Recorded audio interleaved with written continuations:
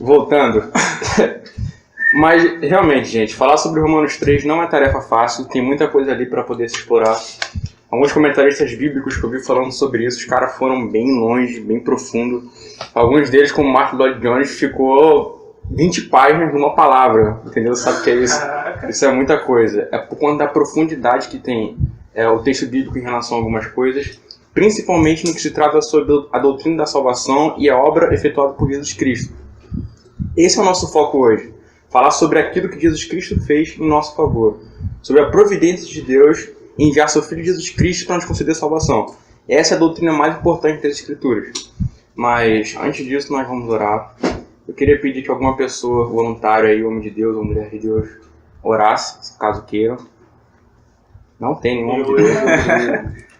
Amém. Então, ora para a gente começar. Senhor Jesus, te agradeço, Pai. Muito obrigado por essa reunião. Obrigado, Senhor, porque o Senhor tem sustentado esse trabalho. Obrigado, Pai. Agora eu te peço, em nome de Cristo, que o Senhor venha abençoar e venha encher, Senhor, os seus dois servos, o Adonias e o nosso irmão João Pedro. Que, em nome de Jesus, eles venham ser usados grandiosamente pelo Senhor, Pai. E que venhamos ser edificados com essa palavra e com a verdade da tua palavra. Em nome de Jesus Cristo eu te agradeço, Pai. Amém. Só vou pedir que vocês me lembrem de algo, para que no final da Communical, vocês me lembrem de avisar para que nenhuma das pessoas, não vocês necessariamente, mas pessoas novas que chegarem e tal, não irem ou para os quartos ou para a parte lá de trás e tal, também não ficarem aquela duplinha, coisa assim que o André costuma recomendar. Como ele está aqui hoje... Sim. Oi? Exato, posso acabar esquecendo. Eu ia aí. E aí, cara? E aí? Bem-vindo ao novo local. Então, o acabou tá crescendo desde aquela época. Tá maneiro, cara. Foi legal. Tem aqui, a gente almofada, então. Dá do gatinho. Calma. Ele ri, sabia que só ri. Calma. É que você já vem, já tem calma. Pelo amor de Deus. Aí não tem. Tem ali. Vou botar aqui. Oi, pai. Acho que esse banco aqui não vai dar ninguém ainda.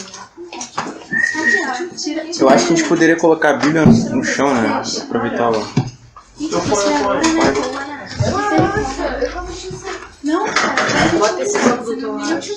Tá. Marcelo, por que você não coloca você pra ela perto? Então, meus amigos, já que tá todo mundo se ajeitando, hoje a gente vai falar sobre Romanos capítulo 3 aqui, seguindo a sequência do André. A gente jurou para começar, então a gente já pode introduzir aquilo que Paulo está querendo dizer. Vamos fazer o seguinte, vamos fazer a leitura do capítulo 3. Eu ia pedir para alguém ler, mas só que para ir mais rápido eu mesmo leio. Romanos capítulo 3, vai ser o texto hoje. Pode ler. Então, qual a vantagem de ser judeu? Será que existem quaisquer benefícios especiais para eles vindos de Deus? Será que há algum valor na cerimônia judaica da circuncisão?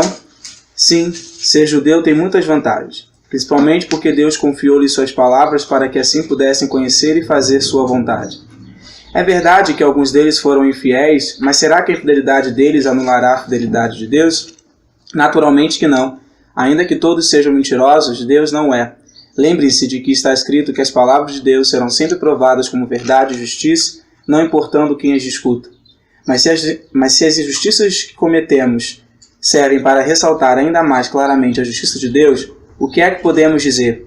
Que Deus é injusto quando nos castiga? Esta é a maneira de algumas pessoas falarem. É claro que não. Então, que tipo de Deus seria ele para não tomar conhecimento do pecado? Como é que ele poderia julgar alguém? Ele não poderia me julgar e condenar-me como pecador se minha desonestidade lhe trouxesse glória, mostrando sua honestidade em contraste com minhas mentiras. Se vocês seguirem nessa linha de pensamento, chegarão a isto. Façamos o mal para que nos venha o bem. Entretanto, a condenação daqueles que afirmam estas coisas é justa. Versículo 9. Bem, então nós, os judeus, somos melhores do que os outros? Não, nada disso. Pois já mostramos que todos os homens são igualmente pecadores, quer sejam judeus ou gentios. Como afirmam as Escrituras, ninguém é justo, nenhum sequer. Ninguém jamais seguiu realmente as veredas de Deus, nem mesmo desejou verdadeiramente fazê-lo. Todos se desviaram, todos caíram no erro. Não há ninguém que faça o bem, nenhum sequer. O que falam é abominável e tão sujo quanto o mau cheiro de uma sepultura aberta. Suas línguas estão cheias de mentiras. Tudo o que dizem tem o ferrão e o veneno de serpentes mortíferas. Suas bocas estão cheias de maldição e de amargura. Estão prontos para matar, odiando qualquer um que não concorde com eles. Por onde quer que vão, eles deixam a miséria e a desgraça atrás de si. Não conhecem o caminho da paz. Não se importam em temer a Deus, tão pouco com o que ele pensa deles. Assim, tudo o que a lei diz, diz aos que vivem sob ela, para que todos fiquem calados e sejam culpáveis diante de Deus. Vocês podem ver agora, ninguém pode jamais ser declarado justo aos olhos de Deus por fazer o que a lei ordena. Quanto mais conhecemos a lei, mais claro fica que não lhes obedecemos, pois mediante a sua lei nos tornamos plenamente conscientes do pecado. Agora, porém, se manifestou uma justiça que vem de Deus, que não tem nada a ver com a lei, da qual testemunharam a lei de Moisés e os profetas. Agora Deus diz que nos aceitará e nos absorverá. Ele nos declarará sem culpa mediante a fé em Jesus Cristo, justiça para todos os que creem, sem qualquer distinção, pois todos pecaram. Todos fracassaram e estão afastados da glória de Deus. No entanto, Deus os declara agora justificados das ofensas que lhe fizemos, através da redenção que há em Jesus Cristo, aquele que em sua graça tira os nossos pecados gratuitamente. Deus foi quem enviou Cristo Jesus para levar o castigo pelos nossos pecados e assim pôr fim à ira de Deus contra nós. Ele usou seu sangue para, mediante a fé, nos salvar da sua ira. Deste modo, ele foi justo, mesmo não tendo castigado aqueles que pecaram em tempos passados. Isto porque aguardava a chegada do dia quando Cristo viria e apagaria os pecados anteriormente cometidos. Agora, no tempo presente, ele demonstrou a sua justiça e pode receber pecadores do mesmo modo, porque Jesus tirou os pecados deles. Ele é justo e justificador daqueles que têm fé em Jesus. Então, será que podemos nos vangloriar? De modo algum. Por quê? Porque a nossa absolvição não está baseada em nossas boas obras ou na obediência à lei. Está baseada na fé em Cristo. Assim, somos salvos pela fé em Cristo e não pelas coisas boas que fazemos de acordo com a lei. E será que Deus é apenas Deus dos judeus? Ele não é também dos gentios? Claro que é. Deus trata a todos com igualdade, sejam judeus ou não, circuncisos e incircuncisos. Eles são justificados se tiverem fé. Bem, então se somos salvos pela fé, isso significa que não precisamos mais obedecer às leis divinas? Ao contrário, de fato, é assim que confirmamos a lei. Gente, eu acho que a leitura desse capítulo ela é fantástica. Ela é grandíssima em muitos aspectos. Paulo ali, ele sintetiza muitas coisas muito importantes da palavra de Deus, da verdade da palavra de Deus. E eu creio que a gente tem que observar esse capítulo em particular com bastante cuidado, querer analisar mesmo, como quem quer de fato descortinar o que está ali, toda a verdade que Paulo está querendo dizer ali, até com termos que a gente necessariamente não entende diretamente. A primeira vez que eu li Romanos, eu acho que eu tinha a idade de Israel, eu tinha uns 15 anos de idade. Só que eu li, eu não entendi porcaria nenhuma, porque assim, o que era justificação, o que é propiciação, o que é redenção, essas coisas não faziam sentido para mim. Então, numa primeira leitura, para mim ficou vago, super vago. Então, foi uma leitura chata, foi um saco, eu não gostei de ler do Romanos naquele período, porque eu ainda não entendi essas coisas, também não tinha muita gente que pudesse me explicar essas coisas. Então, o nosso interesse hoje, o nosso objetivo, é poder descortinar o que está por trás do texto. Qual é a intenção de Paulo aqui? Qual o significado dessas palavras? Qual o significado delas para a nossa vida cristã de modo geral? Qual é o significado delas para o cristianismo, para o evangelho de Jesus Cristo? O que ele está querendo dizer aqui? Antes que a gente entre no mérito do capítulo 3, vocês lembram que vocês estudaram no capítulo 1 e 2 de Romanos? Quem esteve aqui? Quem esteve aqui nas semanas passadas, onde o André estava falando sobre Romanos 1 e 2? Eu vou dar só um panorama aqui geral para poder a gente entrar no capítulo aqui. Fiquem à vontade para me interromper a hora que quiserem e tal, se ficar alguma coisa vaga aí, se eu falar muito rápido, porque eu sei que isso acontece também. Então vocês podem me interromper para qualquer esclarecimento. No capítulo 1, versículo 16 e 17, tu também pode me interromper, tá? Pra poder falar a hora que quiser. No capítulo 1 de Romanos, versículo 16 e 17, depois que Paulo ele faz uma apresentação de si mesmo, da intenção dele de querer ir para estar com os romanos, para poder confirmar algumas coisas que ele não tinha entendido antes, ele introduz no versículo 16 e 17 do capítulo 1, dando a intenção do que ele quer falar para eles ali. É como se ele tivesse colocado um tema. E qual é esse tema ali? A justiça de Deus se revela no Evangelho, de fé em fé, como está escrito, o justo viverá pela fé. Então o objetivo de Paulo é explicar o que é esse o justo virar pela fé e o que é a justiça de Deus se revelando no Evangelho. Então ele vai trabalhar nisso a partir daí. Então Paulo vai explicar o Evangelho para nós, entendeu? Digamos que a gente esteja numa classe, os católicos chamariam de catecúmenos, já os cristãos, eles mudam o nome, só que basicamente é a mesma coisa, chamam de classe discipulado. E a gente vai sentar lá e tá Paulo lá para poder ensinar o Evangelho. Imagina o que seria aprender o Evangelho com Paulo. Aqui em Romanos a gente tem sistematicamente o que é o Evangelho muito bem explicado. Então Paulo senta e ele começa a explicar as boas notícias, só que pelas más notícias. Isso pode ser estranho, meio contraditório, mas só entende as boas notícias, que é o Evangelho, se você entender primeiro as más notícias. E por que a necessidade das boas notícias? O que acontece aqui? Paulo começa no versículo 18 do capítulo 1. A ira de Deus, essa palavra é um pouco forte, e ela ocorre muitas vezes no Antigo Testamento. Quem já viu essa palavra no Antigo Testamento alguma vez? Amo o Antigo Testamento. Também, cara, de verdade. É muito bom o Antigo Testamento. Paulo usa a palavra ira de Deus no começo, no versículo 18 ali. Quando a gente pensa em ira, o que eu me lembro em primeiro lugar quando eu penso em ira? Eu lembro da minha mãe irritada porque eu fiz alguma besteira.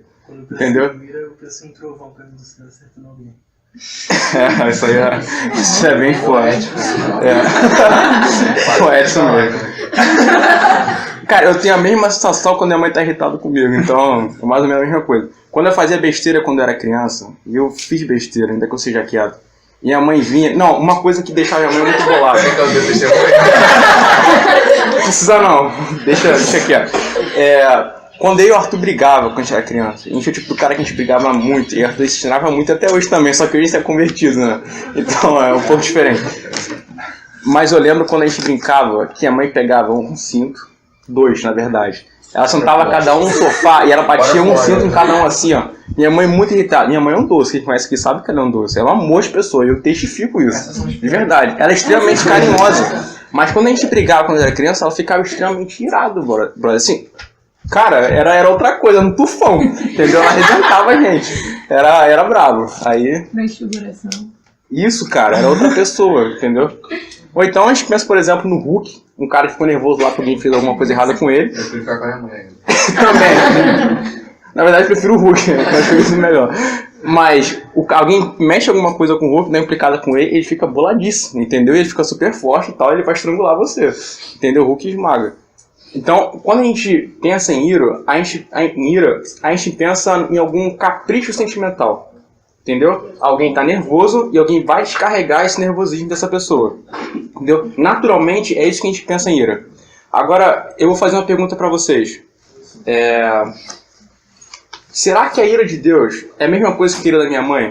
Ela simplesmente ficou nervosa por algo que eu fiz, ficou com raiva de mim e por isso vai me bater por conta disso? Vocês acham que a Bíblia pensa em ira desse mesmo modo? Não. O que vocês me diriam que é a ira de Deus? Se vocês têm algum conceito a respeito da ira de Deus? Justiça, você fez algo errado e você vai pagar por isso. Boa resposta. Eu diria que a ira de Deus, na Escritura, não é um acesso de raiva do próprio Deus. Deus não fica com acesso de raiva, Deus está boladíssimo e ele quer acabar com todo mundo. A ira de Deus na Escritura é a resposta de um Deus santo e justo ao pecado e à iniquidade do homem. Isso é importante entender agora, que mais pra frente vai ter todo um diferencial da gente entender o que é a ira de Deus na Bíblia. Então a ira de Deus é a resposta santa e justa de Deus contra o pecado. A ira de Deus é equivalente à oposição de Deus contra o mal. Deus detesta o mal. Mas por que Deus detesta o mal? Porque Deus é santo e Deus é justo. Ele não pode suportar algo que seja totalmente contrário à natureza dele. Mas muitas das vezes ele não pune na hora. Exatamente, ele tem um dia reservado para isso. E um dia vai ocorrer. Chamado de Entendeu? julgamento final. Exato. Para todos os que não se submeteram ao Evangelho de Jesus Cristo, isso vai acontecer. Então, pensem comigo. A ira de Deus é o mesmo do que oposição ao mal. A justiça em resposta ao pecado, é a iniquidade do homem. Isso que é a ira de Deus. Então, vocês captaram isso aí, essa ideia? Ficou? Beleza, ótimo. Sabe, eu estudo muito em casa a questão da ira de Deus e do julgamento divino. Eu adoro. Porque isso sempre me lembra que por pior que seja o ser humano, ele vai ter o que merece. Exatamente, cara. Isso é justo que ele tem o que Ou merece. seja, o amor não vai isentar ele de... Bom, falando de uma maneira que a maioria das pessoas entendam, dar uma surra em que merece. Mais pra frente eu vou explicar isso, beleza? Então, o que acontece aqui? Paulo, ele começa a falar a respeito de, não diria duas classes de pessoas, me ajudem a colocar isso de modo correto, mas dois grupos de pessoas. Ele vai falar dos judeus, que é o povo escolhido de Deus, é o povo que lá no Antigo Testamento, Deus escolheu por meio de Abraão para ser o povo e propriedade particular dele.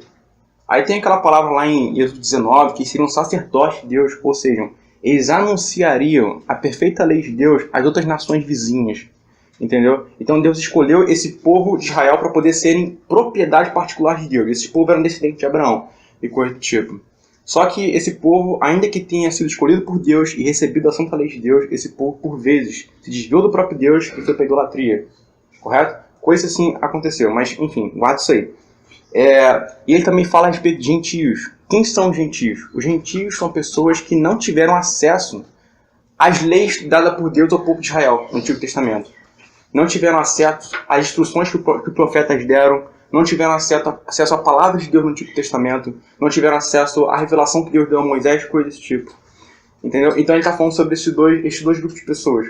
Só que Paulo vai tentar provar que tanto os judeus como os gentios, os judeus que tinham a lei de Deus, foi o povo escolhido, e os gentios que eram pagãos e não tinham a lei de Deus, ambas essas pessoas estão debaixo do pecado e devem ser condenados por Deus.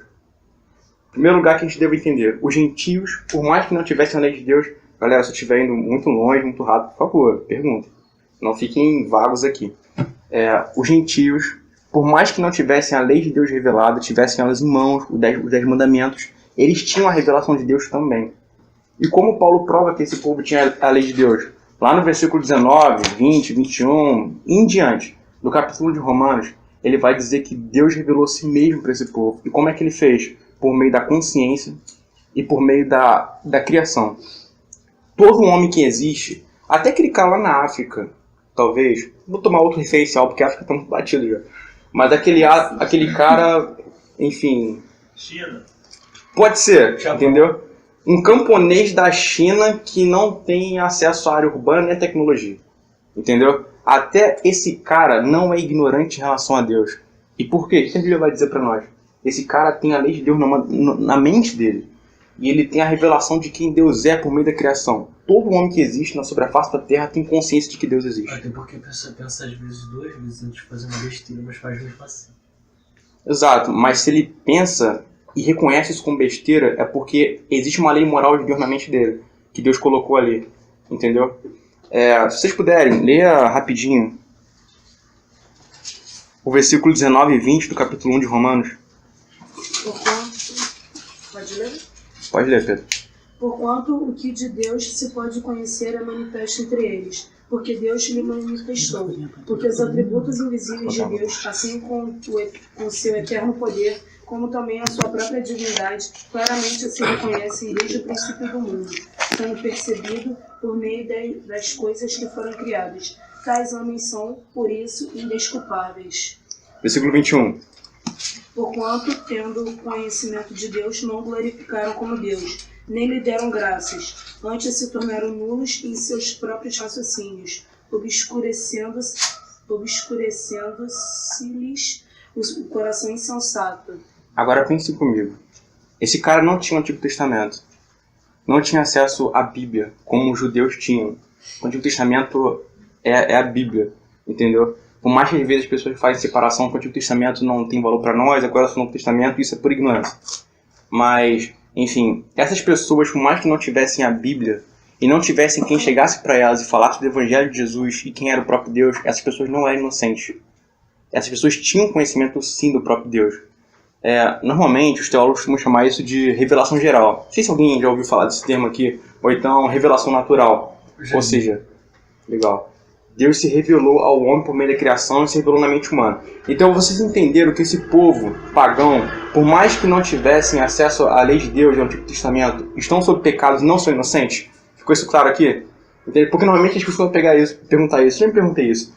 Mas Deus e aquele cara lá na... não sei aonde da China, um exemplo que o Igor deu, que nunca ouviu a respeito de Cristo. O que será a respeito dele? Será que esse cara é culpado de alguma forma? E sim, esse cara é culpado, porque ele tem consciência da lei de Deus, ele tem consciência moral de quem é o próprio Deus.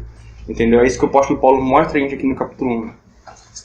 Depois, Mais pra frente, no capítulo 2, vocês vão ver que Paulo ele começa a falar não apenas que os gentios são culpados porque se rebelaram, se voltaram as costas para Deus, ainda que Deus tenha se revelado na sua mente por meio da criação.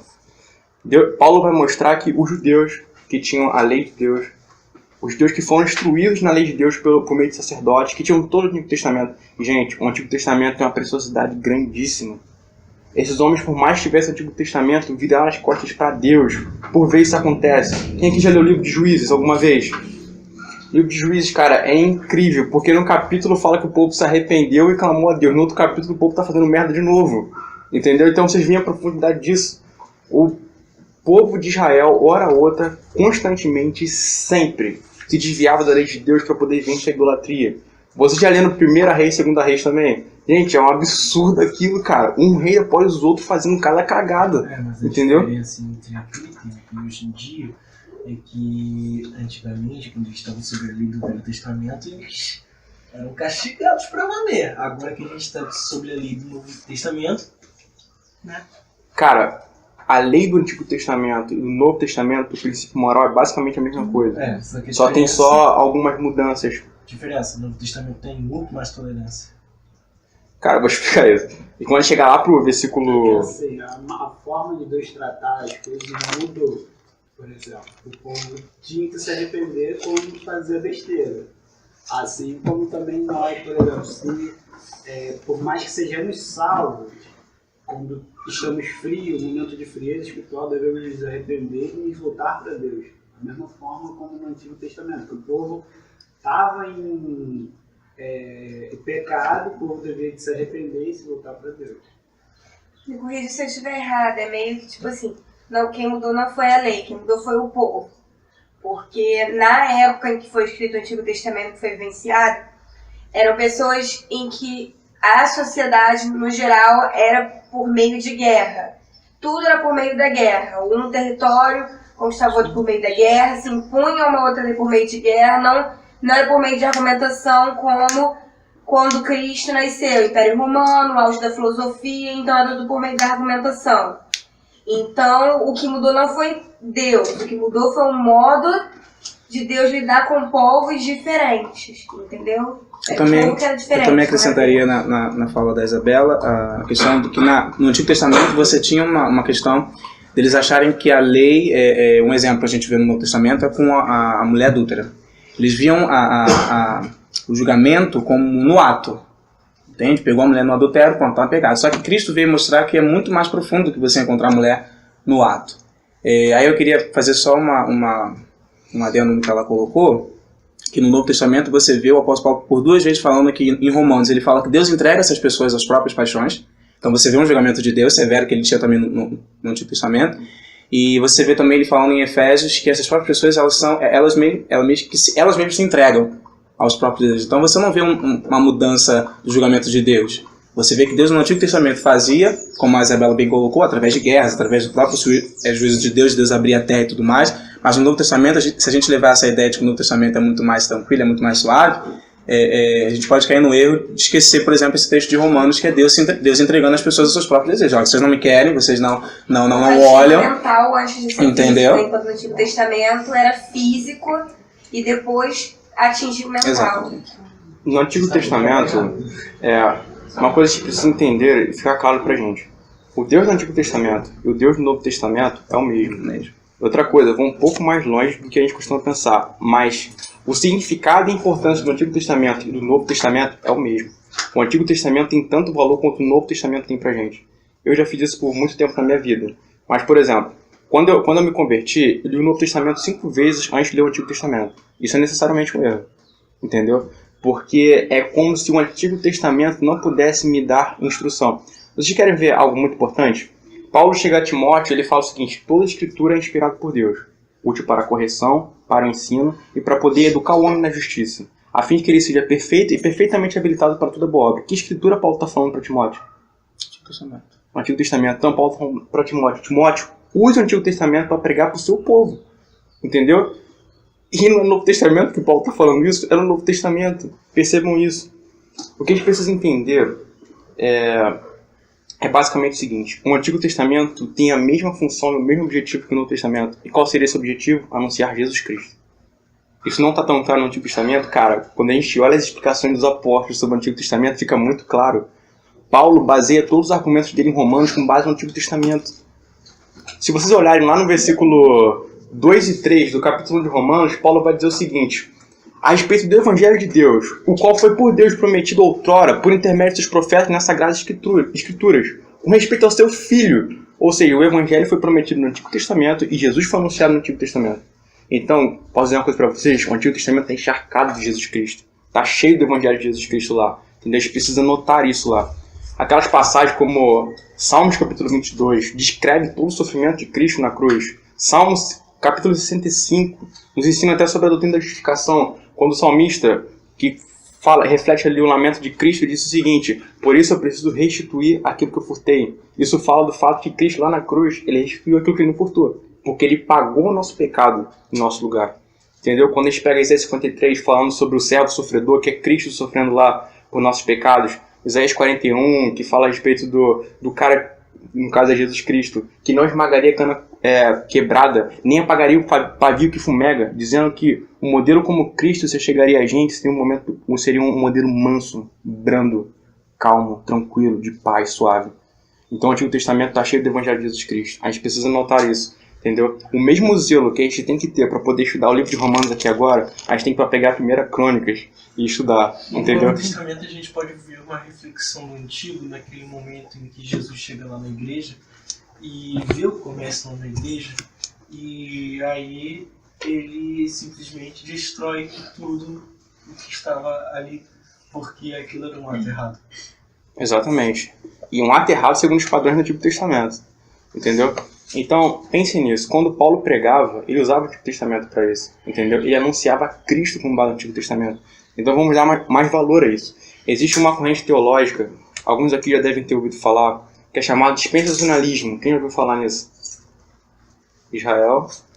Você me acusou disso. Caraca, mandou. Rapaz, fala isso, mano. Toda vez que você fala no Israel, lembra da Palestina. Aí já fica associado. Acho que foi, né? Israel de Deus. Mas de fato, eu falei isso pra tu, Igor. Mas só que foi uma brincadeira, que tava... Então, o dispensacionalista, ele faz uma separação muito grande entre o Antigo e o Novo Testamento. Ele diz basicamente de que o Antigo Testamento é uma coisa e o Novo Testamento é outra. Que existe uma lei para o Antigo Testamento e uma lei para o Novo Testamento. Quando, na verdade, existe uma unidade entre os dois. A Bíblia é um todo único. Não existe essas duas separações. É claro, o Novo Testamento representa ali a plenitude dos tempos. Quando Cristo ele vem, ele consuma aquilo que foi anunciado no Antigo Testamento.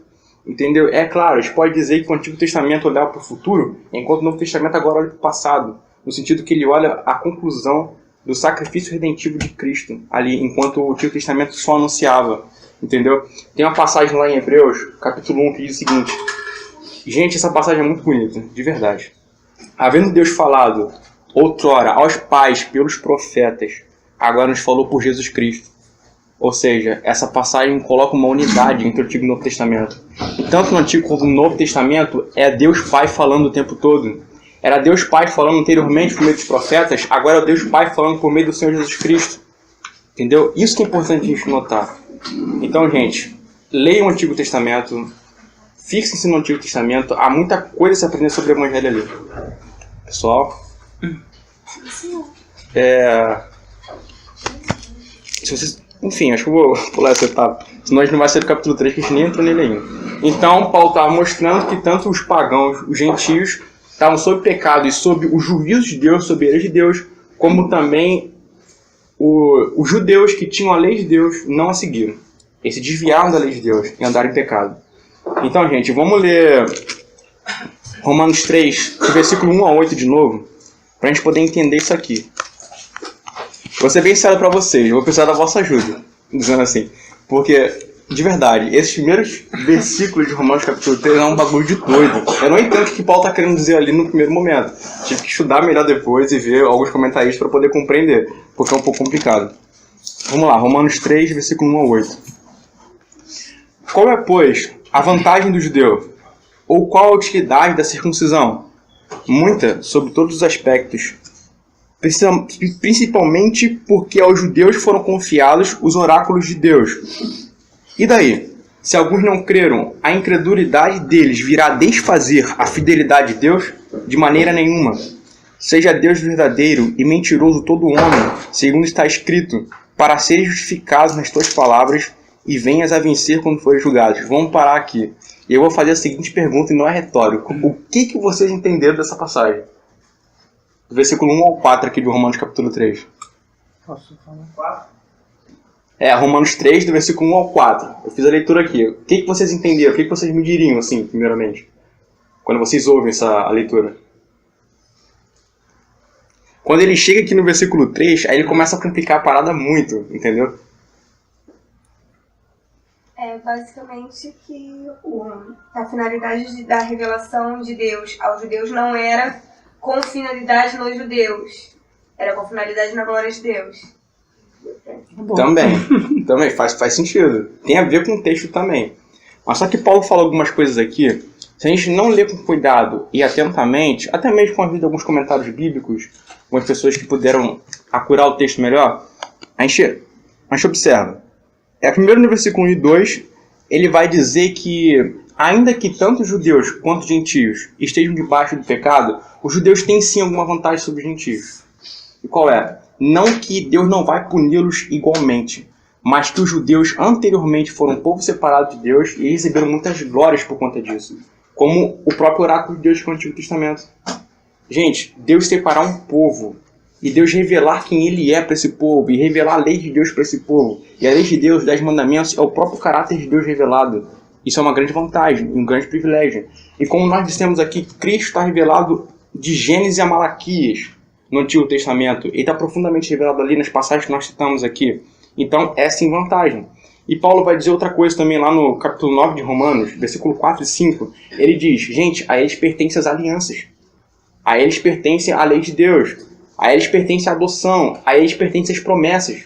Todas essas promessas que Deus fez a respeito de Cristo foi diretamente para o povo judeu. Só que é como que por conta deles terem rejeitado, e eu vou ser bem sincero, eu não sei explicar isso muito bem. Deixa eu falar depois. Beleza, foi mal.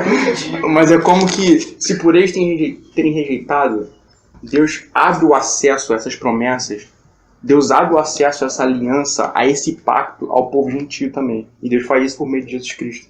Então primeiro foi prometido a eles. Vou dar um exemplo aqui. Digamos que aqui tem o arraial dos judeus, entendeu? Nesse círculo aqui. Vai ficar muito mal explicado isso aqui, mas digamos que está aqui, entendeu? E aqui está o povo de Israel inserido e todas as promessas de Deus feitas a eles. É como se por meio de Cristo as portas fossem abertas e o povo gentil também pudesse entrar por esse participante dessas promessas. É basicamente dessa forma. Se vocês olharem lá em Efésios capítulo 2, lá no versículo 14, 15, 16, vocês vão ver Paulo explicando isso com mais clareza.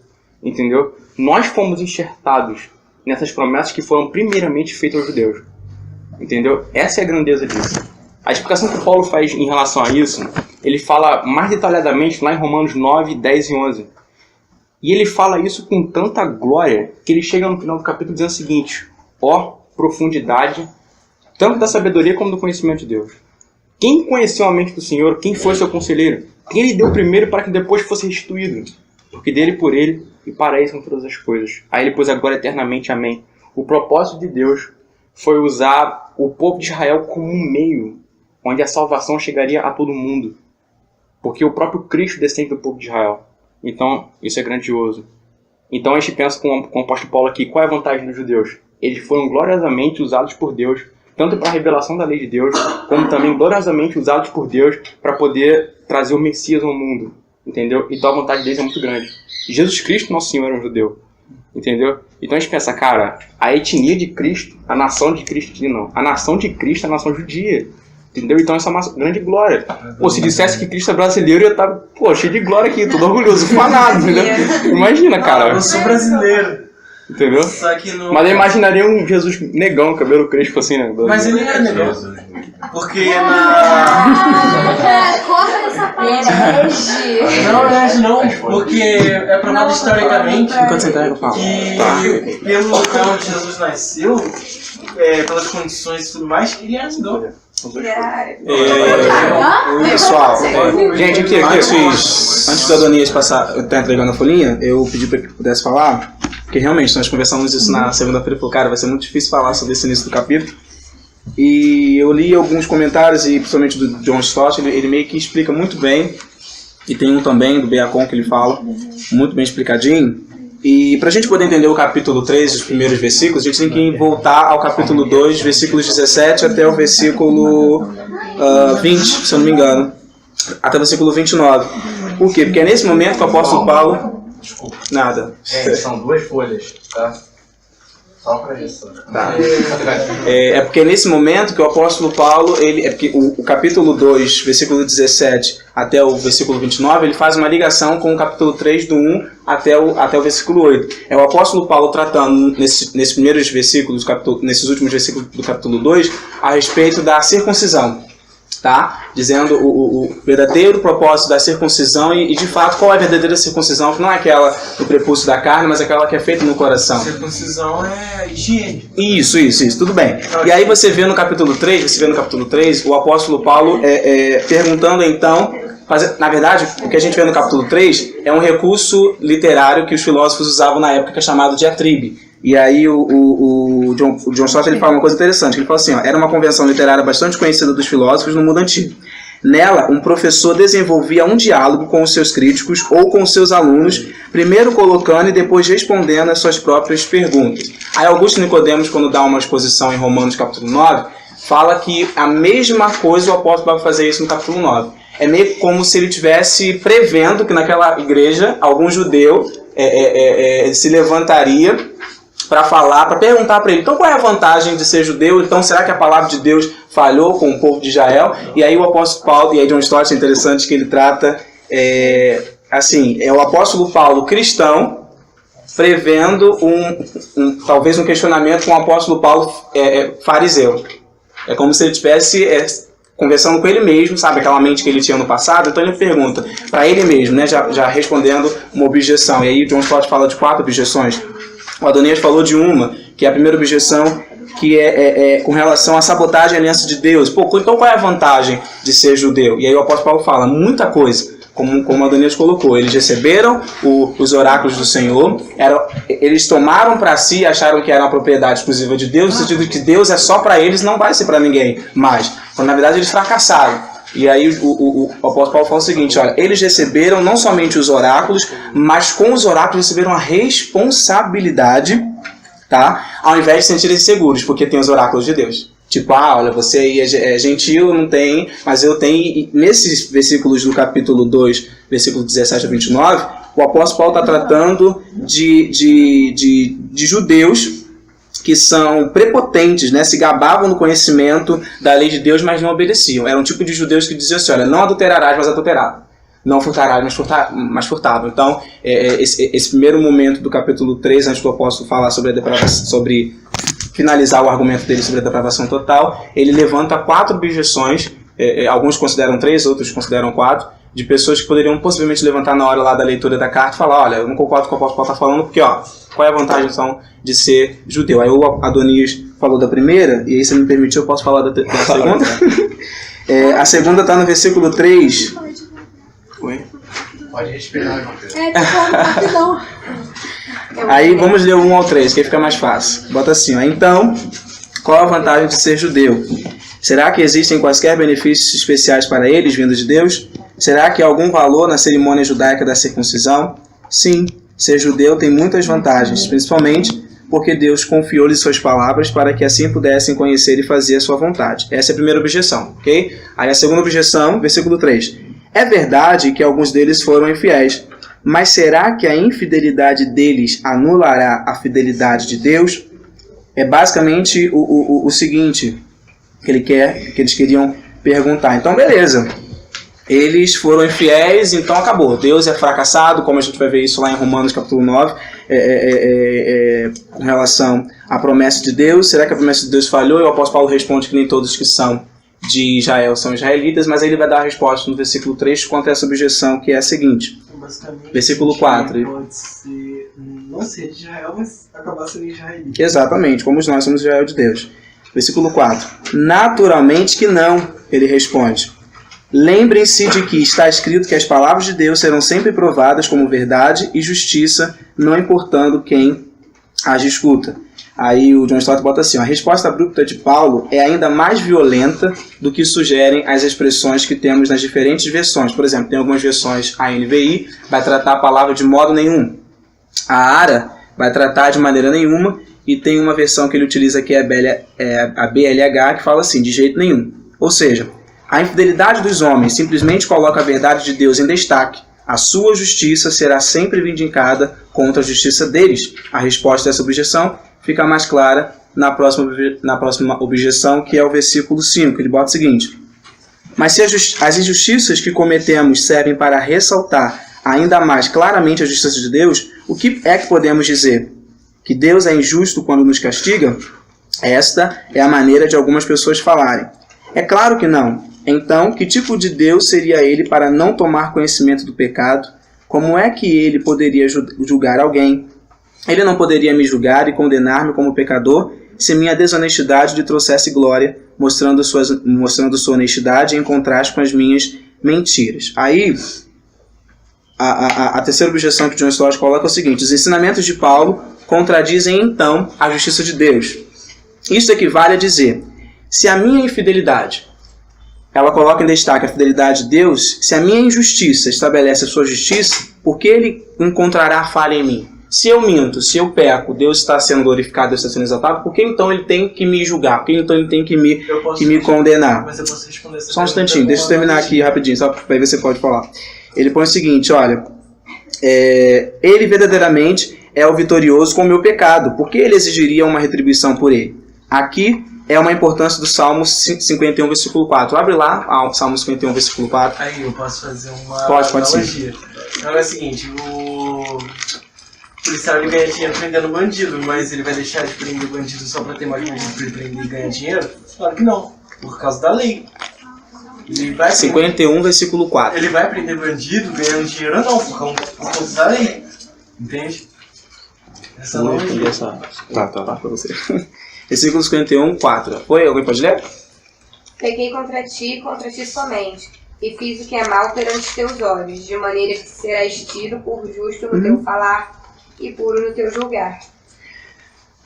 Davi disse algo interessante que nós conhecemos. Contra ti, pequei contra ti somente. O apóstolo Paulo vai responder essa objeção dizendo o seguinte, e ele vai utilizar esse texto, ele coloca da seguinte forma: todo pecado, querendo ou não, no final das contas é contra Deus. Davi cometeu adultério com Batseba e automaticamente suferiu Urias, e ele foi um assassino, matou Urias. Logo, querendo ou não, o pecado dele não foi só contra Batseba, ou foi contra Urias, ou contra a família de Urias, foi contra Deus. É basicamente a resposta que o apóstolo Paulo está querendo dar para essa terceira objeção. Não significa que as nossas injustiças que cometemos vão servir para Deus ser glorificado. Nada disso. De todas as formas, todo pecado, seja feito na horizontal, ele será sim contra Deus na vertical. É basicamente essa a resposta. Por isso que John Stott utiliza esse versículo. Aí ele bota o seguinte: a ideia parece ser a de que, como o pecado, até mesmo contra os companheiros, como foi no caso de Davi, é acima de tudo, em última análise, um pecado contra Deus. Consequentemente, Deus, no seu julgamento dos homens pelo pecado, é sempre justo. Tá? E Deus foi justo quando mandou Natan para falar com Davi a respeito do seu pecado, mesmo que não tenha sido diretamente, aparentemente, contra Deus. Então, é esta a resposta de Paulo. Como o pecado é acima de tudo e, em última análise, contra Deus, ele é justo ao punir todos os pecados. Essa é a resposta da terceira objeção do apóstolo Paulo. Aí, para passar para o Adonias de novo, eu quero falar sobre a quarta objeção, que está no versículo